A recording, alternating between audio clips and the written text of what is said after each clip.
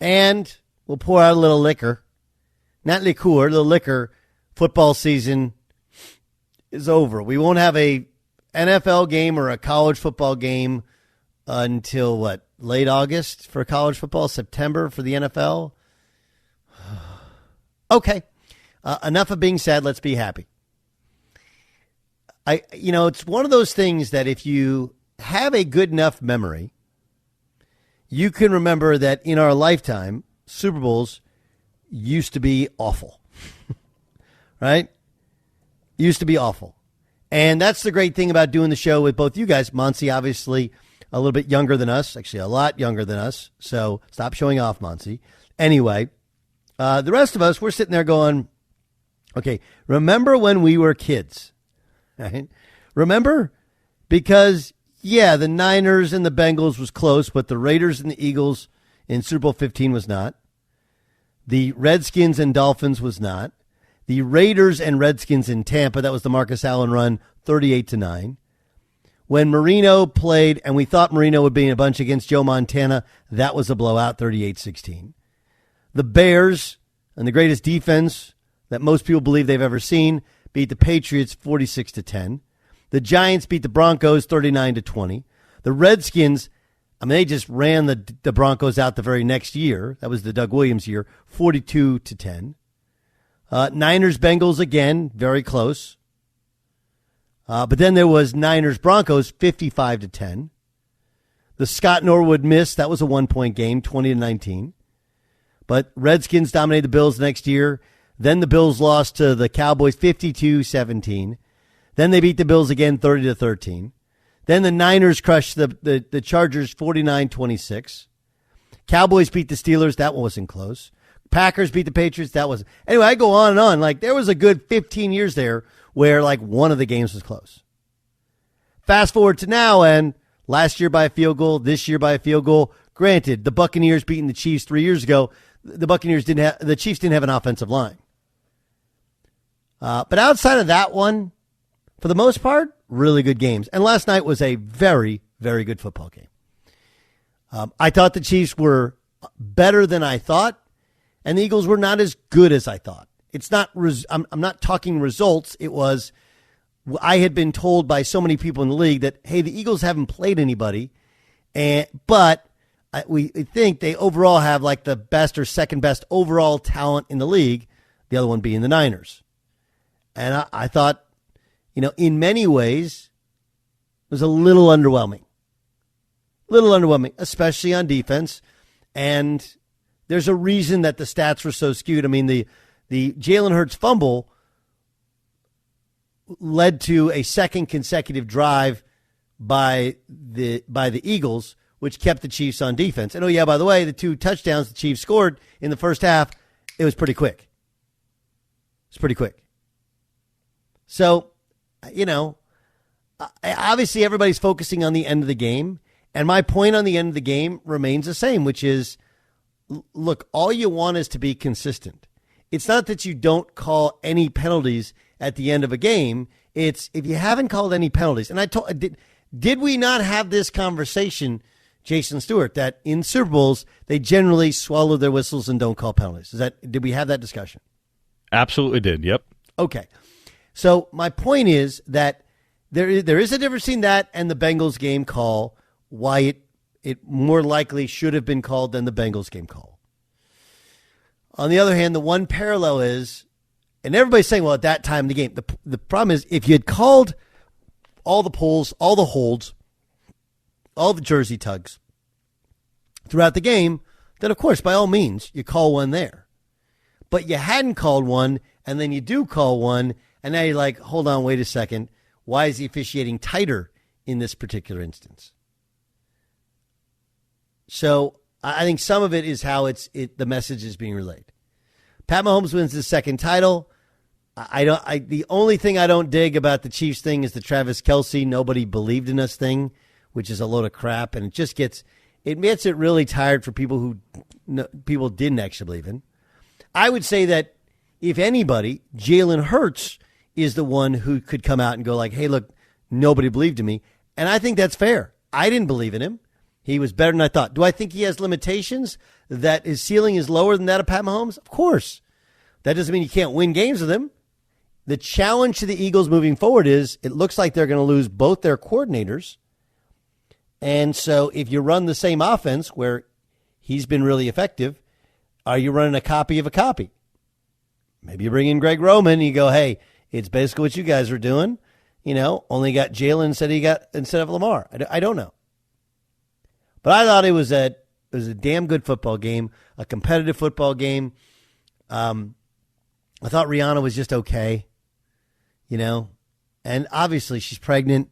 Like, it's not like she's going to be, jumping out of burning buildings when she's pregnant. But if you're going to say, well, she's pregnant, so obviously she didn't move around as much, that's fair. You would also say it doesn't make as good of an entertaining show at the halftime.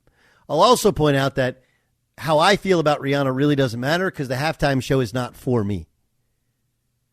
I would watch the Super Bowl if there was no halftime show.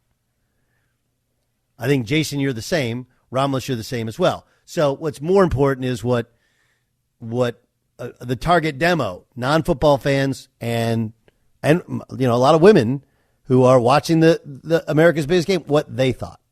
And I would guess that, forget social media, they probably thought, oh, she's pregnant, that's cool. Yeah, she's kind of not moving around that much, And then the question becomes like, could she have bowed out and said like, hey, I'm pregnant, I'll just do it next year? And that I don't have the answer to. Monsi, what did you think of the halftime show? I'm glad you're asking me because I thought it actually was incredible. Not necessarily, yes, she didn't dance as much as other halftime shows, but I thought the overall performance, like the overall set that they used to cover up that massive stadium looked amazing. Yeah, it was cool. I mean, the floating stages, yeah, that was incredible. So good. The dancers were incredible. Right. The choreography was incredible. Yes. But Rihanna nailed it in. It didn't bother me that she still had a choreography. It wasn't like she was Mariah Carey sitting next to a chair, moving around next to a guy. She actually did moves. She just kept them small. But she did follow a choreography throughout that whole performance. No, I'm not saying that she wasn't choreographed, but like it wasn't a great energetic performance by her. By her own standards. Sure.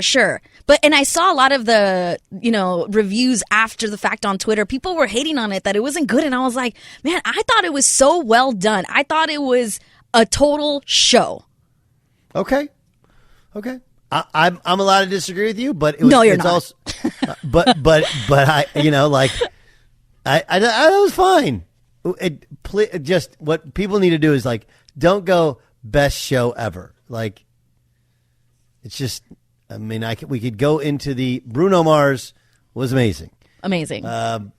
Prince is usually the bar for best show ever. J-Lo, Shakira, amazing. Right. Okay. And again, those shows, by the way, are all designed not for my target, for me as the target demo, more for you, Monty, as the target demo. Sure. And you're a sports fan, so it's not even necessarily fair to you. But, there's 150, 170 million people that watch.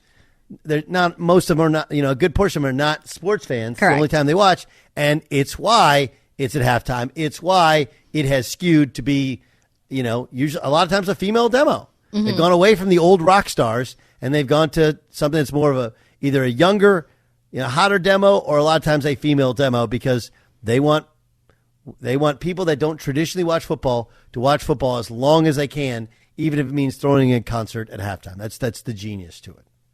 It's genius to it. The other part is like, look, if we want to talk real football stuff, the play calling and preparation of the Chiefs in the red zone was incredible. And here's the question. The Eagles caught, I don't forget which cornerback it was. He was looking at the post and it's kind of an underthrown ball there to Devontae Smith, right? And that was a good design, but it was also helped out by poor play that was an explosive play that they knew if they ran, a go and a post that he would get caught looking at one and he looked at the wrong one and Jalen Hurts hit Smith long. But around the red zone, when you get 2 walk-in touchdowns in the second half of the Super Bowl against the number 1 ranked defense in the NFL. And it's the same, they ran the same play, only flipped it, and I think a little different formation the second time. That stuff was amazing. Of all the things that you should give Andy Reid and whomever credit for, those 2 plays, which is really one play, only different alignment, but same play, that was remarkable. Yes, John Roberts. Yeah, I do think it's very hard in the NFL to have 2 plays where a receiver is literally by himself. Like there was nobody within, 10, 15 feet of the guy. Like that's hard to do, to just send a whole defense into some shock moment where they have no idea that some guy is going out on a flat without anybody there to cover him. I just love that they flipped crazy. it and ran. I just love that they flipped it, ran to the other side. It worked again. It worked again. I mean, that's twice where they just fooled you so much where a guy was just standing there by himself like, hey, the only thing that went wrong is he dropped the ball, correct? Or a bad throw. Otherwise, touchdown. Actually, can you get me cut 5? This is Andy Reid on the offensive game plan. When it's time for the guys around to raise, there were different plays. They're good. My assistant coaches are unbelievable. I mean, Eric Bieniemy with the game plan and coordinate the thing, and then the young guy, all these young guys I've got contribute, and they all work. They never tell me which one does it, but these plays show up. I thought Andy made a couple specific references to Eric Bieniemy, and I mean, obviously you'd think it'd be helpful, as he's been a guy who many people have tried to say, like, why hasn't he gotten a job? We had that discussion on air last week. Oh yeah, and I don't think it hurts.